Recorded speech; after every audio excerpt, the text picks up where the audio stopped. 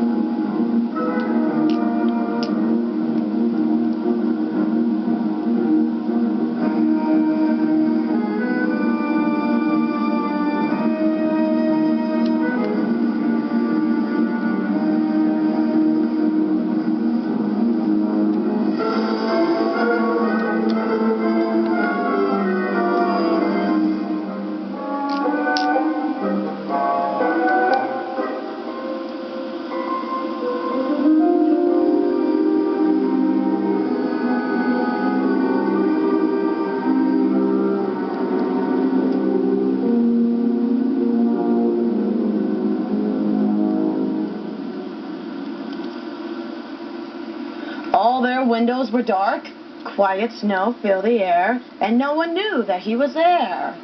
All the Who's were all dreaming, sweet dreams without care, when he came to the first little house on the square. "This is stop number 1, the old Grinchy Claus hissed, as he climbed to the roof, empty bags in his fist. Then he slid down the chimney, a rather tight pinch. But if Santa could do it, then so could the Grinch. He got stuck for only once for a moment or two, then he stuck his head out of the fireplace flue, where he laid up a bunch of Who's stockings, all hung in a row. These stockings, he grinned, are the first things to go. Then he slithered and slunk with a smile most unpleasant, and around the whole room, and he took every present. Popguns, pentugas and drums, checkerboards, biscuits, popcorn and plums.